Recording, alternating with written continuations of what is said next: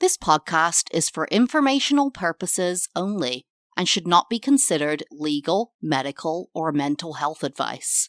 The views and opinions expressed by the host of My Brain is a Wonderland are exactly that, views and opinions.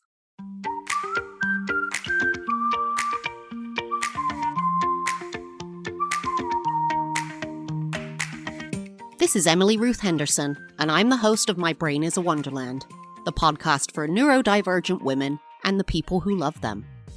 In 2020, after a hellish pandemic, I was diagnosed with ADHD and autism. Surprise!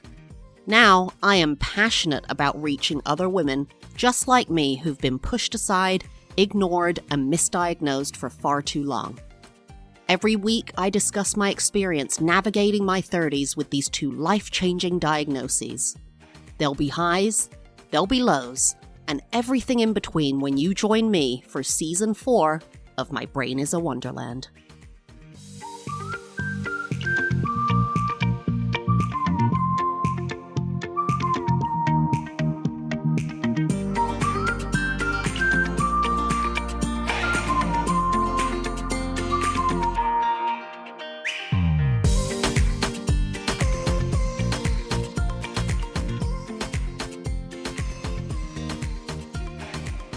Hello everyone and welcome back. You're here with your host Emily. We are back for the first episode of Season 4, as promised in my little goodbye snippet of Season 3 a couple of weeks ago. And thank you guys for listening to that, and thank you so much for all the support.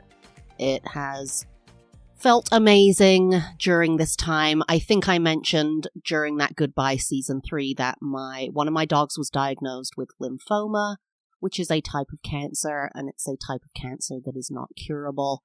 And so, thank you guys for just supporting me and letting me have this outlet and all of those things. I did want to start off by just giving a shout out to all the people who've been leaving me reviews. Thank you so much. If you are listening on Spotify, it's really easy. You just hit the 5-star button. You don't write anything. You just hit the 5-star button. And I thank you so much for doing that. It's giving me more visibility. My listens shot up while I was taking a break. I was really surprised by that when I came back and saw the stats. And I also want to give a shout out to my Apple listeners. You're actually the majority of my listeners. I think 80% of my listeners are listening on Apple Podcasts right now. So thank you. I don't have an Apple phone. I actually have a Google phone. I used to have an Apple phone. I had a couple of those. Then I switched to Android. And then I thought, a Google phone would be great. Don't get a Google phone. Sorry, guys. Sorry, Google, but your phone sucks. So I just want to give a shout out to these 2 new reviews that I received that are just so sweet and so encouraging. We have H.E. Pitt. This is just their account name. Gave 5 stars and said, "Thank you so much for your podcast, your honesty, openness, humor, and candidness. Your reflections have made me sigh, and laugh in equal proportions. I like that it's just a human processing all of the info out there." Well, yeah. Thank you so much. I super appreciate you, and I'm so glad this is resonating with you. And then the second review is from NZ2024. And says, "I just finished listening to the episodes of Unmasking Autism. I got the results of my diagnosis today, and I am autistic." Aw.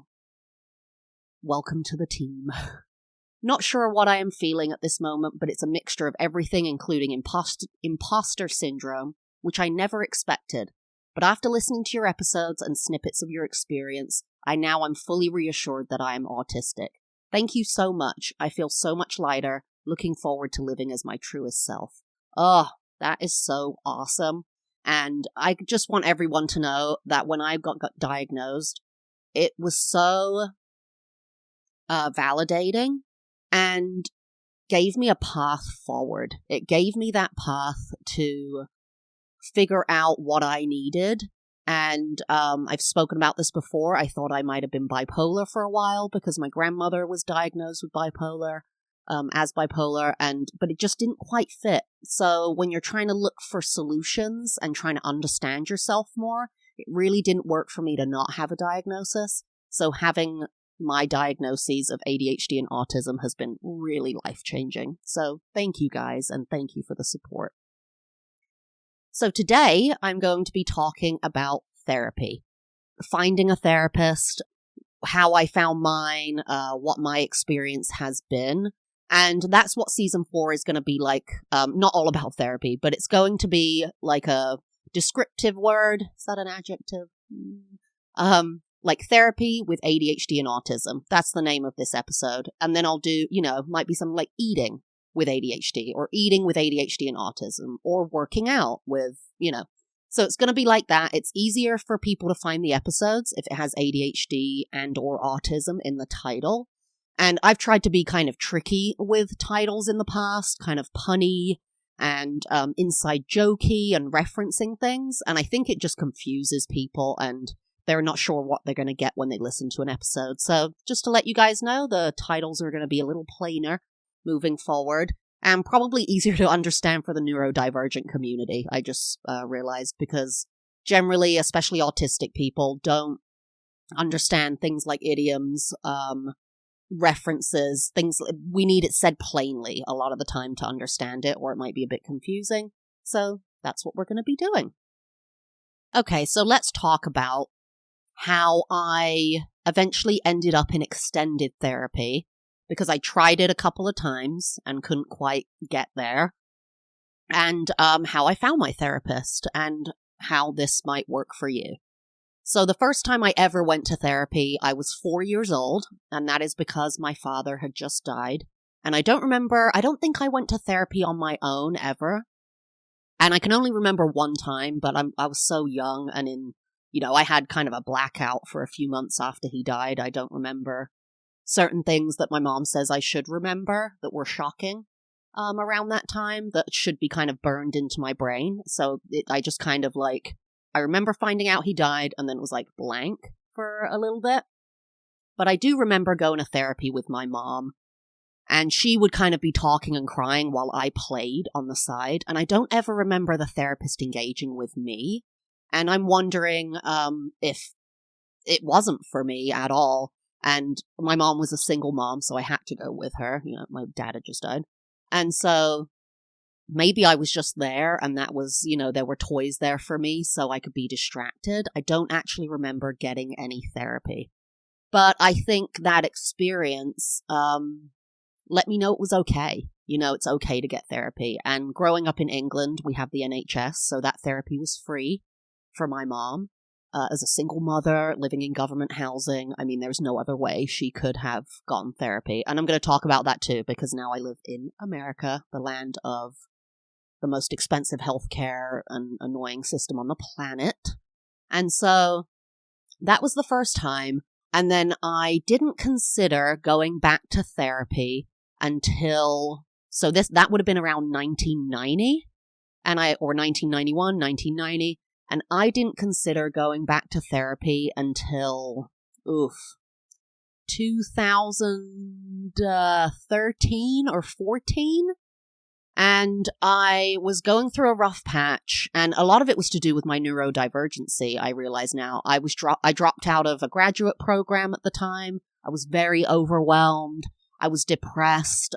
We were living in a place that I, didn't want to be. We had gone back to my husband's family home after college. We were living in California. It was just too expensive, couldn't get a job, and we were we just need a break. We need a reset. And we agreed we would go back to his family home, which is kind of a small town in Florida. And I'm from London, so it's not my favorite place. And we agreed we'd do 2 to 3 years. We actually ended up being there for 5 years, from 25 to 30 for me, 26 to 31 for my husband. And kind of halfway through, I just was I don't like this. What is my career doing? What is my life doing? What are we doing? I don't want to be here. And so at the time, I hadn't dropped out of my grad school program yet. And the grad school was in the town that I was going to. I was doing classes online, but the school was in town. So I could take advantage of all of the benefits. And if you are in college, if you're in any college program, look into that, because I was able to go to the therapy center on campus. And I don't know, maybe they do telehealth. If you're going to a school in another state online, they might do telehealth. And basically it was all students. So when you're studying to be a therapist, you do like your 4-year grad program. I'm making this up. 2-year, 4-year, I don't really know. And then the final part of it is you do an internship for like months. You do an internship, which is like a job, but you don't get paid. And you're basically being a therapist. And it's the final part of your program before you become a licensed therapist. So you're basically getting free therapy from someone who's in training, but, you know, better than nout. So I go to this therapist and I have one appointment. And I remember I immediately burst into tears, saying that I was struggling with anxiety. And I'm definitely going to do an episode on that because my anxiety has waxed and waned my entire life. And so I did one meeting with her. And then after, I could have gone back for a few meetings, but I also ended up dropping out of that program. I went back a year later and finished, but I dropped out of that program so I couldn't use the system anymore. And my husband, at that time, he honestly wasn't that supportive of therapy. And that's because a lot of people don't, I think, realize that, you know, this is a trained professional who's going to give you a path and some solutions. And I don't think it's anyone's job it's not your husband or wife's job to fix your depression. And to, you know, he was kind of like, well, are you telling her things you don't tell me? I'm like, no, but I can't just be telling you constantly, I'm anxious, right? And crying. And, you know, I need to get it out of this relationship and have new eyes on it and not have it be such a burden on our marriage. And actually, I realize more now why he had that view as well. A few months ago, we were just talking to his mom, and she said that she didn't believe in psychology in the past. Even when she was in therapy, she did not believe in psychology. And it kind of was a barrier to her in therapy. She believed in psychiatry. She believed in science, but she felt like psychology was not a proven science. And so she just didn't believe in it, which I found strange at the time when she said it. I was like, oh my gosh, this makes so much sense. My husband's family is very science-based, and she just doesn't believe in something that can't be like scientifically proven. So basically, I don't go back to therapy, and we ended up moving to Oregon. And in Oregon, I was having the same anxiety issues, like really serious. I remember sitting on the couch with my husband and just being like, oh, I'm so just talking about anxiety and I'm so anxious. And he's like, well, when do you feel anxious? And I just burst into tears and said, all the time, like all the time, dude. There is no moment in my life where I'm not anxious. It was constant at that time. So we did have health insurance through the healthcare.gov or Obamacare, as people call it. And that really was catastrophic healthcare. So the premiums were reduced because it was supposed to be something like $800 a month, but because of how much money we made, and you should know this if you don't have healthcare out there in America and you don't think you can afford it, look into healthcare.gov. Our premium should have been $800 a month, but because of what we made, we paid like $200 a month or something like that. But it was catastrophic healthcare.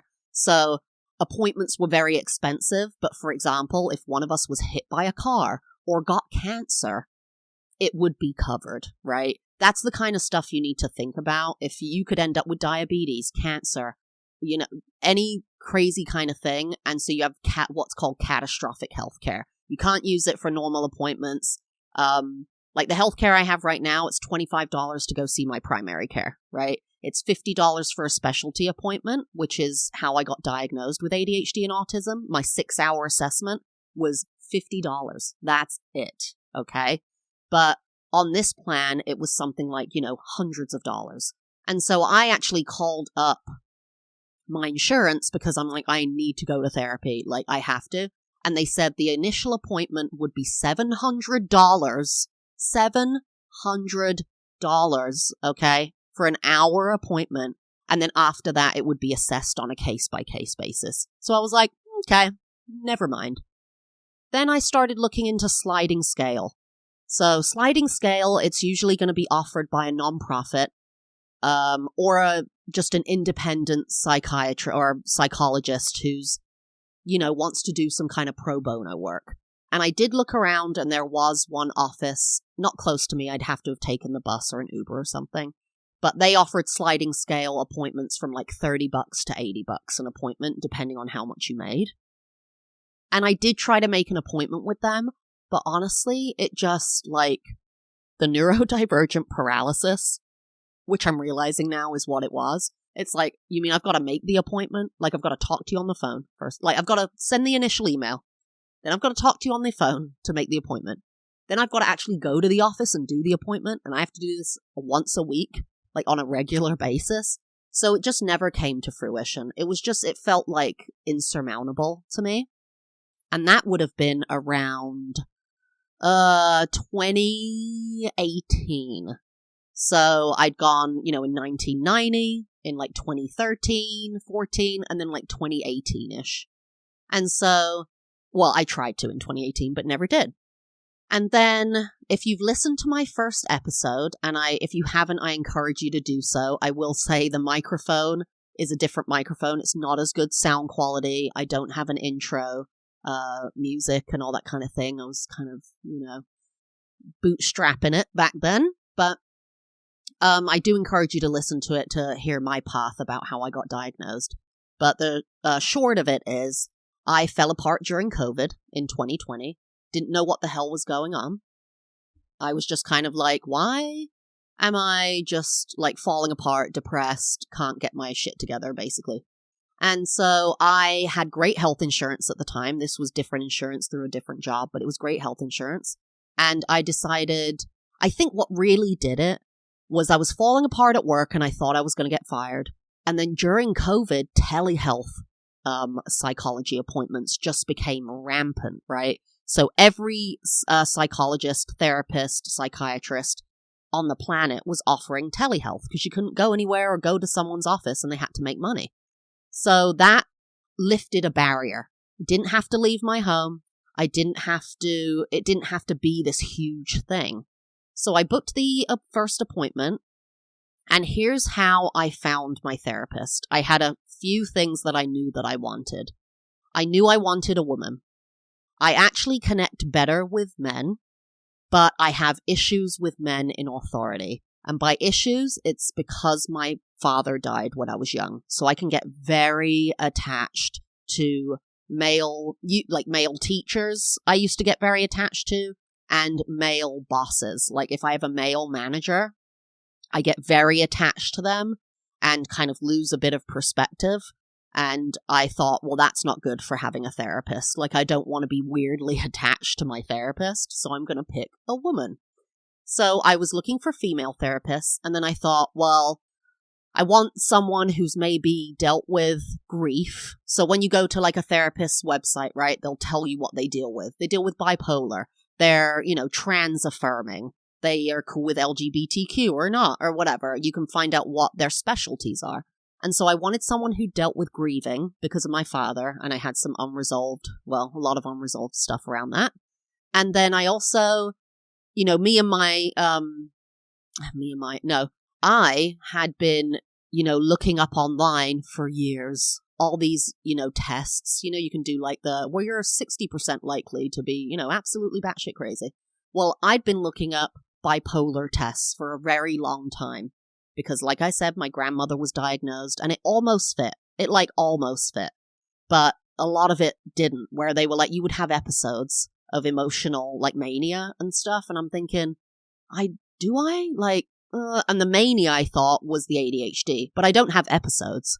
I'm just, ADHD autistic all the time. There's no kind of here it comes type thing. So I wanted to find someone who dealt with grief and bipolar and kind of other, ADHD, autism, because I'd also looked into both of those, with all these silly tests. Well, I won't say silly tests, but tests online. And kind of been like, well, yeah, you could be bipolar, you could be this, you could be that. So I wanted someone who had experience with neurodivergency and grief. And so I found this therapist and I made my first appointment with her. And I was doing 1 or 2 appointments a week at that point because they were so cheap on that plan. It was like $20 or something. And I just needed it at the time. And let me just go back to the beginning real quick because I feel like I skipped a few steps there. But when I first contacted her, the therapist, she asked me to, I think, fill out a specific form. And it was a form that basically asked a lot of questions about me. What was I there for? What had I thought I might have? What was I wanting to get out of therapy? Did I drink? Did I smoke? Did I take drugs? Have I ever wanted to kill myself? All the things. And I don't know if every therapist is going to have a form, but they most certainly will ask you kind of what you need, what you think you need, why you're there, and why you're coming to therapy, because they want to see if you'll be a good match. So if they say after that, oh, we're not a good match, don't take that to heart. That's really to help you. Make sure that you have everything that you need. If they can't help you, if they don't specialize in child abuse, if they don't specialize in divorce or whatever, then they can't help. So they'll do that. And then what I found in every therapy appointment, like the first one, is that really the first thing they'll ask you is, why are you here? Or what can I help you with today? And you don't need to get too deep with it. Just talk about why are you there? Are you anxious? Are you depressed? Are you not sure why you're there, but you think you might need to be in therapy? And then they'll help guide you. It's really interesting how therapy works. What I really enjoyed about it is she would help me identify my feelings, which I know neurodivergent people really struggle with. And so I would start just talking about this, that, and the other. And then she would say, well, it sounds like you feel this way, or this is happening. Do you think that's true? And then I would say, yeah, actually, I do. Or no, I'm not sure. But it would open up my mind to a perspective that I hadn't thought of before, because I always have trouble identifying how I'm feeling. If I'm frustrated about this, upset about that, am I liking this? Do I not like that? Am I depressed right now? And so she really helped me with that. And she really helped me to accept myself. So I really loved that part of myself where I think I've talked about this in another episode, but I love to color code my wardrobe. I don't know. It's definitely, it might be an autistic thing, definitely a neurodivergent thing, keeps everything clean and neat and tidy. And I can just easily pick something out instead of the overwhelm of looking in the closet and just being like, what is this? So I like to color code it and keep it by type. So have the, long pants and they go like black, like blue, black, gray, red, pink. I think green is usually by blue. And then do like shirts, but it's like no sleeve shirts. Same thing, color, da-da-da-da-da-da-da. And then, sleeved shirts, short sleeve, then long sleeve. Then I have my cardigans and like coats. Everything is in the same, they're all grouped together. Dresses, long, short, skirts. And so what I was saying to her is that when I do that, inevitably after a month, 6 weeks, maybe less than that, it's all trash. Like I've messed it up. There's red in with, green and shirts in with pants. And it just is really frustrating and it gets me down. And you know what she said? She's just like, why don't you just redo it? I was like, what? She goes, why don't you just redo it? Like if you're going to mess it up in a month, 6 weeks, 3 months, whatever, just when it's messed up, redo it. And it was, how crazy is that? How easy. And it was so validating. I just needed someone to say it's okay. It's okay to mess it up and just redo it. I'm out here thinking everyone's color coding their stuff or staying real neat, and they stay neat all the time. I mean, of course not. You have to redo things. You get in the weeds, or you get new clothes and they aren't put in the right place, whatever. And I just thought, okay, I guess I'll just redo it. And then accepting that I was going to do that didn't make it such an affront. It didn't feel like, oh, I'm such a failure, I have to redo this now, like this sucks. It just felt like, okay, I'm going to redo it now. Yay, and now look how pretty. So those were some of the things that I really got out of therapy, and what you might expect to get out of therapy if you go. This kind of permission to be yourself, permission to make mistakes, which is something I think a lot of people struggle with, is allowing themselves, like not beating yourself up when you make a mistake. But anyway, long story short, that led to her recommending I go get a neurodivergent test and got diagnosed with autism and ADHD. I ended up on medication after being referred to a psychiatrist for a while. That medication wrecked my liver, had to come off it. It was an awful experience. I've spoken about this on other episodes, but I'll do some more deep diving on that. And really, in the end, there were two reasons why I left her. Like, I stopped going after like 6 months or something.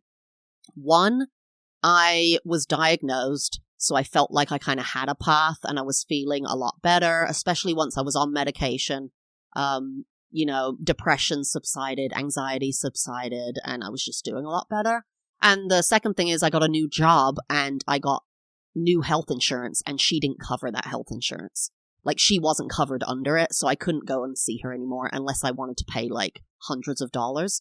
She did let me have 1 or 2 appointments, I remember, after my insurance switched, for like $30 or something, just to be real nice. She's super sweet.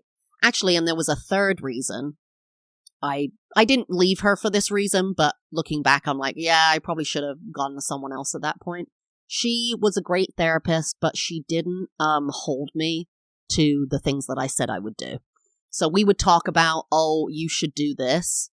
And I would say, yeah, I'll do it, but she wouldn't follow up on it. And I would know that, so then I just wouldn't do it. And it could be anything, affirmations, writing a journal, doing stuff to fight your anxiety, whatever. And she would say, you need to do this. Are you going to commit to doing it? And I would say, yeah, I commit to doing it. And then she would never follow up, and I would never bring it up because I knew if I didn't bring it up, she wouldn't bring it up. And so it wasn't working for me. It was really like a lot of talk therapy, which was great for expressing. But the processes, the kind of like working through stuff and being held accountable wasn't working. So I left her as a therapist, and I actually haven't been back to therapy since. I have been considering going back to therapy lately because of my dog's diagnosis. When I found out he had lymphoma, and if anyone's listening, in dogs, lymphoma is not curable, and I didn't know that. It is curable in humans. So if anyone's listening, sorry, I didn't finish that thought, but if anyone's listening who has a dog or is, wondering about these kinds of things, I just became hysterical when I got called on the phone at work, and just became absolutely hysterical. Fell into kind of a depression that first week. My husband was pretty depressed, and I wouldn't say hysterical, but had his moments too. And I'm considering going back because, as I said, it's not curable. He is in chemotherapy right now to extend his life, and so it's only a matter of time. They hope it can give him 1 to 2 years. 2 years is a long time, but I don't want to be looking for a therapist when he finally passes away. That would be, on top of everything, not good, and I think I might, you don't want to, it's the same thing, you don't want to be like rehashing it with your spouse all day long. I love talking on this podcast, because I can just get out all the stuff again and kind of have an outlet. But me and my husband don't need to rehash all day long about how our dog's going to die and like all this stuff and all the, we talk about it, but it's like, do we need to keep talking and just kind of going in circles? So I might try to find a therapist. And so I just have someone I can talk to about this, and then that they're there once he passes away, because I know that's going to be just really heavy. But again, what I would say to anyone listening who's considering it, think about what you need. Think about what might be right for you. Therapy isn't always right for everyone, but honestly, I can't recommend it enough to anyone who's not tried it. Also, you need to find the right therapist. You might find someone and be like, "Ooh, I didn't like that person," or, maybe I need a guy, maybe I need a woman, maybe I need this, like, "Oh, that didn't sit right with me." It's kind of like medication. It can take a while for it to just feel right. And again, if you are in an area in America, especially, and you don't have a healthcare plan, look into your healthcare plan and see if it's covered. And if you don't, look into sliding scale therapists. Unfortunately, those will generally be in bigger cities and in more liberal states and areas. And if you're not in a area that offers it, maybe see if there's someone around in the next city over, town over, county, wherever, who might do it by telehealth. And I just really recommend it to at least try it. And it's worked wonders for me. I learned so much from doing it, and I wouldn't have my diagnosis without it. I wouldn't know who I am. Honestly, I wouldn't know who I am unless I'd gone to therapy. So I absolutely recommend it. You might be listening and you're thinking, am I autistic? I'm not really sure. Or do I have ADHD? And you might go to therapy and end up with a referral and an assessment or whatever. And you might be diagnosed with something completely different. Borderline personality disorder, bipolar, OCD, or a combination thereof. So many different things. So if you have any questions about it, of course, feel free to reach out to me via email. I love hearing from you guys, and I did respond to the people who'd messaged me in the last few months and I hadn't gotten back to. So yeah, let me know if you have any questions. I do want to say before I end this episode, I think I talked about this last week. My goal, I moved my podcast to a new hosting platform. So I used to be on Spotify for podcasters, and now I'm on Buzzsprout. And this doesn't affect anything for you guys. It doesn't change the feed. You can still catch me on Apple, Spotify, wherever. But I wanted to move to a platform that would allow me to put ads on. This is my little ask here from you guys, all of you listening. My dog's chemotherapy is going to cost minimum, like everything involved, probably $16,000. It's $10,000 for the chemo. It's about $1,300 for all the blood tests he needs. We just found out because he's so anxious, like he doesn't like his feet touched. It's really difficult to give him a blood test, things like that.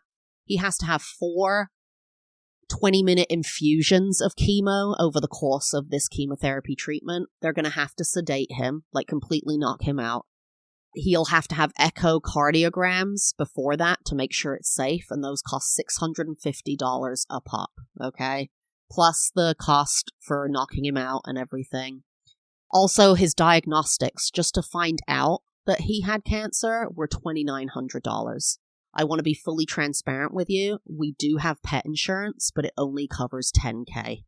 So that will cover the base cost of the chemotherapy.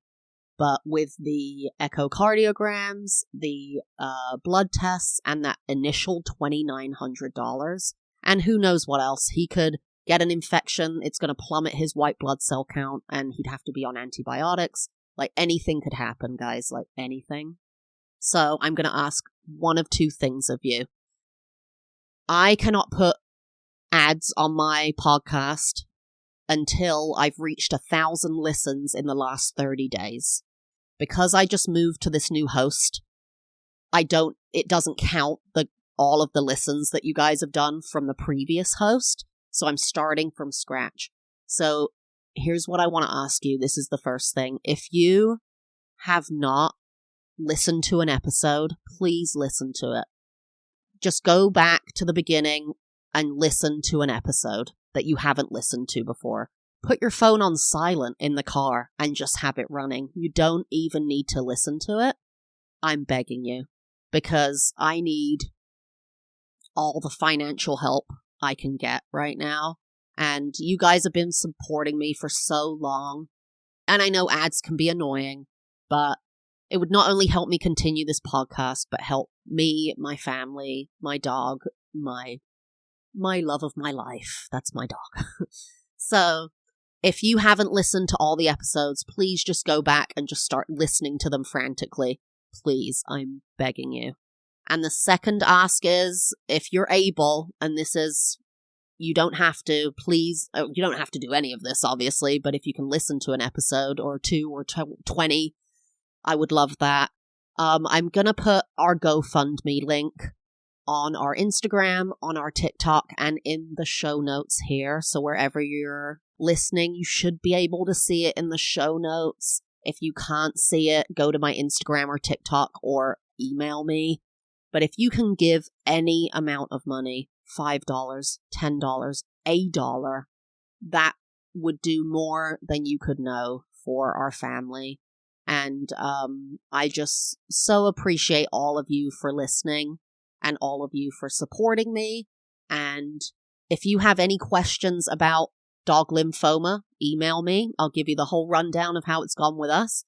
And I'm going to start, it's not really a series, it'll be sporadic updates, but I'm going to release this episode and another episode at the same time, and it's going to be a dog episode. And that is because I wanted to kind of separate that. I don't want to be crying in these main episodes and talking about dog cancer, especially if you don't have a dog and you don't care. I mean, I get it. You know, it's not what everyone wants to listen to. It's not why you're here. But I am going to do sporadic episodes, updates, letting you know what's happening. And so the current episode that's out is all about how we found out, how he got diagnosed. It took 9 or 10 days from first noticing symptoms to downhill to he's dying of cancer. So I just want to keep those separate, but just know that those will be coming sporadically. And again, if you want to listen to that with just the sound off because you don't want to listen to it, but it would give me the boost in listens so I can start putting ads on the podcast. All right, guys, that's my plea. That's my ask. And again, thank you so much. And I can't wait to be doing more episodes with you. And if you have any recommendations, if there are things you want me to talk about, email me. mybrainisaWonderlandpod@gmail.com. I'd love to hear from you guys, what you are curious about me, my life, my experience with certain things. So let me know. And I'll see you next week for My Brain is a Wonderland, Season 4.